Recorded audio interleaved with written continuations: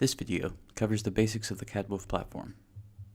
We introduce the 5 main modules, discuss what each of them do, and then talk about how they interact with each other to create a complete platform.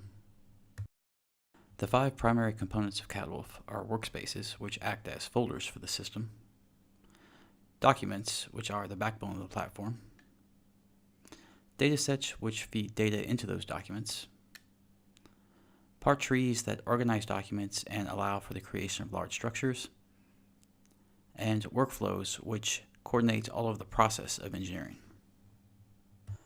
Workspaces are the main entry point into the CADWOLF system, and they essentially act as folders within the system. This is a standard view for a workspace that a user has permission to edit. You can see there's a box to add new items to this workspace. There is a box to edit existing items within the workspace. There's a small row to change the view or to like this workspace. And then there's the description of the workspace. And beneath that is the list of files for this workspace. Now notice we're in the homework workspace and the URL reflects that.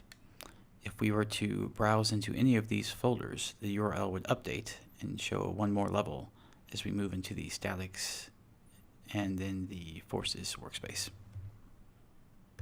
The bar in the upper right lets us view the contents of the workspace without the images and with less data. Now again, this is a workspace that the user has permission to edit, so you can add things to it, remove things, and edit the contents of this workspace. If you do not have edit permission, this is what you would see. Notice the bars on the left are gone and the information is presented, but you can't alter it. Each user starts with a workspace that has their username. They can add or delete as many files as they'd like to, and this is done by simply clicking the appropriate icon in the left menu. Once a file is added, you can edit its properties through the lower bar there, and a pop-up window will come up and you can enter the appropriate text. Once you've added an item to this workspace and then altered its name, you simply double-click on the item and you'll open it, as we did with this document. So workspaces are places where you can add files and access them through the URL. Take a look at the homework workspace if you want an example of this. Documents are the primary component in CADWOLF. They are word processors, they are mathematics platforms, and they have a bunch of additional functionality. They basically exist to solve and document one or more problems. So let's start by opening a document. We see we're in the homework workspace. We'll go into the statics folder and then into the forces folder, and we'll scroll down and open up a file where we analyze the forces on a cable. All we have to do to open it is double click on it. And you can see in the URL we've replaced workspaces with document. As you can see, there's text in this document, there's headers, there's symbolic equations, regular equations, and a few other things. These two boxes on the left are how you build a CADWOLF document. The box here on the upper left is how you add new items to the document. You do this by simply clicking on the type of item you want to add, and that item is added beneath the currently selected item. Now, if you do not have permission to edit this document, you won't see this box. See, this is a view that's not logged in. What you do see is the document property box. You can click on this and you'll be able to access this information, but you won't be able to change it. There's a number of things you can still do though in this box. The option here on this box is to hide various types of components in the document. So if you say just want to look at equations, you can still do that. So the first box is for adding components to the document, and the second box is for editing the properties of the document. So how exactly do we add and edit components to a document? Well, let's do a couple of examples of this. We're going to click on the last item in the document. We're going to add a header, and a header is like a title in CADWOLF. Double click on it and you can edit the text. Hit enter and it's saved. There's an option on each item in the lower right here, and the options you have available to you depend on the type of item you're editing. Here we can change the type of header.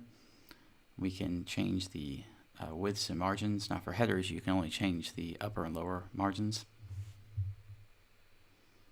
And let's say we want to add some text beneath that header. We click text, and you can edit text in CADWOLF just like you can in any other type of word processor. Simply type it in as you would like it, and it appears exactly how you see it, exactly how it will appear in the final version. And let's say you want to add an equation.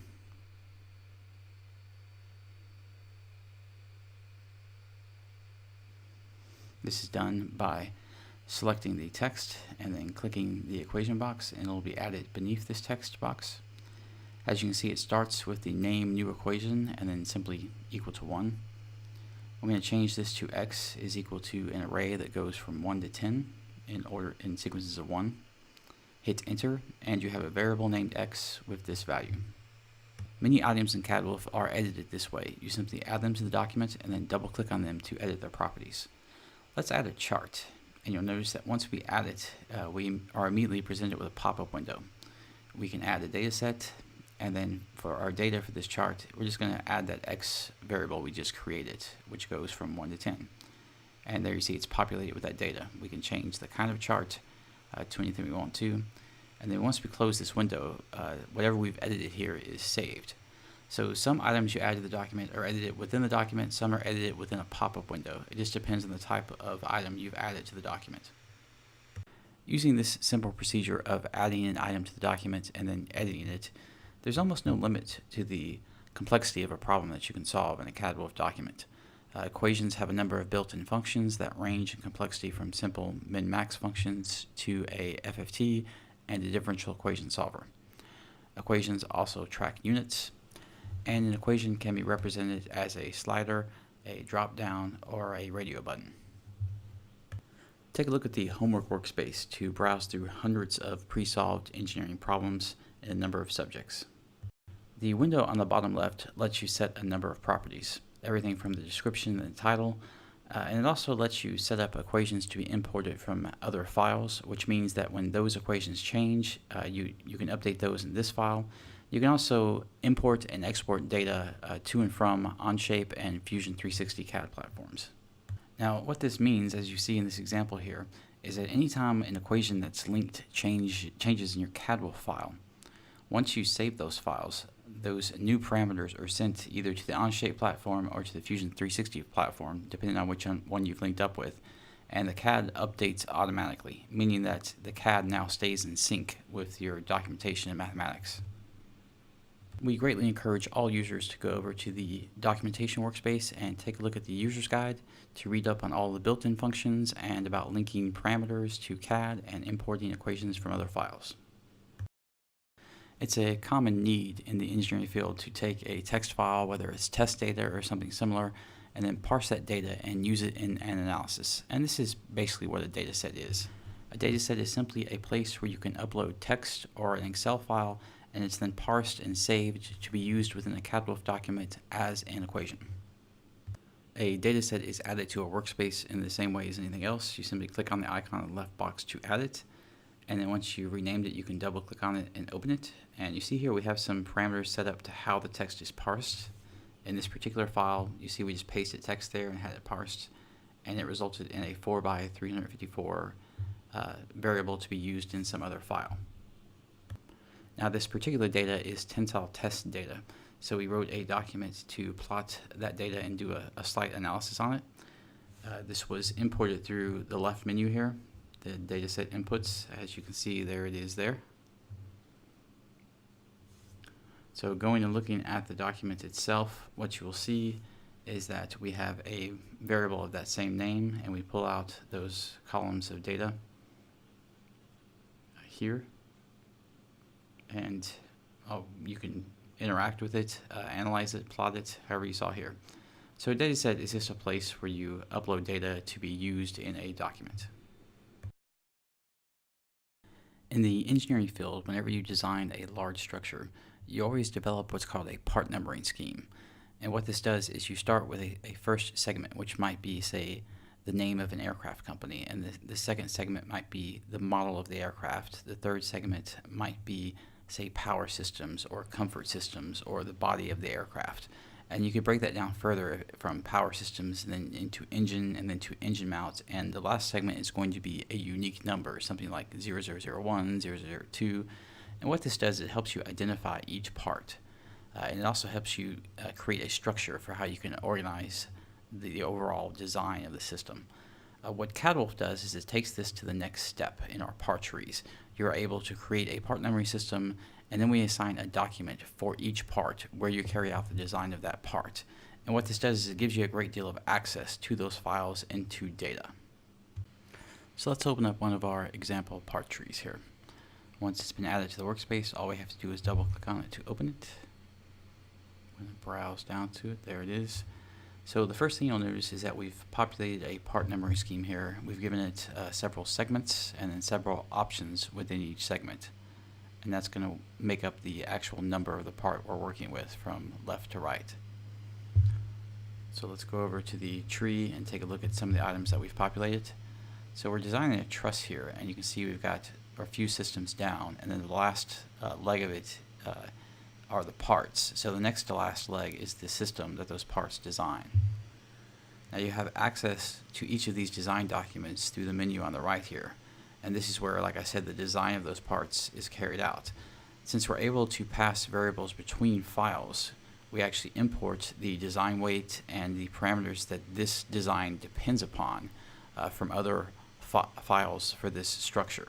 So anytime the design of those files changes, anytime the design of those parts changes, the design of this particular part will update to accommodate that.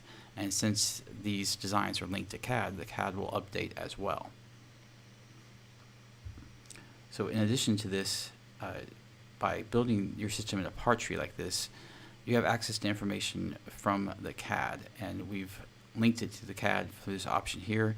You can link either to an Onshape model or to a Fusion 360 model. This is the model that we've linked to. This is that truss. Now you can see each part has its own file, and then there's a separate file for the assembly. This mirrors what we've done in the part tree here, and by syncing these items in our part tree, we can both pull a variable from those design files, which is the weight variable we calculated, but we can also pull parameters from those CAD files directly, such as weight, density, volume, and similar things. So you can compare the analysis in your actual design files to the actual parameters in the CAD files. And when you make changes, the CAD will update automatically, and you can compare those changes to your current values. Part trees are one of the more unique items within CADWOLF. It is the first data management system built for the design of large structures like this on a component by component basis. Whereas part trees handle the technical design of large structures, workflows handle the day-to-day activity, the actual process of engineering. It's a coordination mechanism for teams to discuss what's happening within the project. So let's go to our projects folder and take a look at a workflow that already exists here.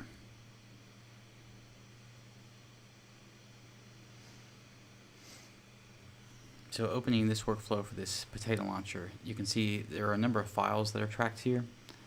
The star indicates when that file was created. You can show every time that file is saved. Each of these columns represents an event that you can take a look at. These events can be anything from a review of documentation to a test. You can set up requirements and sign-offs within these workflows. To say you want to roll a revision from 2 to 3, you can make sure that certain people have signed off on the version of that document before it's able to roll to a revision. And you can also track requirements that are set in documents here to make sure those requirements have been fulfilled. Again, whereas part trees handle the technical aspect of designing large structures, workflows were intended to handle the process of designing large structures so that the team could work together. If you'd like to know more, take a look at the documentation workspace, browse some problems in the homework workspace, or go over to the project workspace and take a look at some of the open source projects that people are working on. Remember, CADWOLF is always free to use for educational purposes or to work on one of our projects with a team of people.